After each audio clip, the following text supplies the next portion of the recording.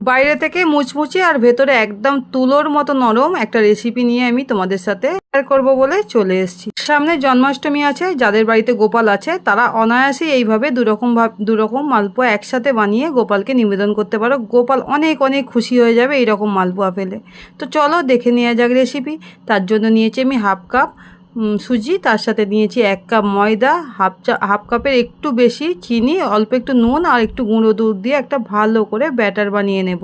তো ব্যাটারটাতে যেন কোনো লাম্প না থাকে, বেশ স্মুথ হয় সেরকম একটা ব্যাটার বানিয়ে নিতে হবে। এরপর আমি 10 মিনিট এটা রেস্টে রেখে দেবো। 10 মিনিট রেস্টে রাখার পর দেখো সুজিটা ফুলে যাবে, গিয়ে ব্যাটারটা একটু ঘন হয়ে যাবে। এবার ভাজার পালা। তার জন্য আমি ওপর থেকে অল্প একটু মৌরি দিয়ে দেবো, আর এদিকে তেল গরম হয়ে গেছে, আমি একটা একটা করে মালপোয়া ভেজে তুলে নেবো। তোমরা সামনের জন্মাষ্টমীতে এইভাবে মালপোয়াগুলো অনায়াসেই বাড়িতে করে নিতে পারো, কেনার থেকে অনেক ভালো হবে আমার মনে হয়। তো দেখো কতটা ফুলছে মালপোয়াগুলো। এইভাবে প্লেন মালপোয়াগুলো ভাজা হয়ে গেছে। তারপরে কিছুটা ব্যাটার বেঁচে আছে, তার মধ্যে দিয়ে দেবো আমি তালের কাঠ দিয়ে ভালো করে মিক্স করে নেবো। এবার তালের মালপোয়া ভাজার পালা। দেখো তালের মালপোয়া আমি একটা একটা করে কড়ার মধ্যে ছেড়ে দিয়েছি, আর এতটাই ফুলছে যেন মনে হচ্ছে ফুলে একাই উল্টে যাচ্ছে।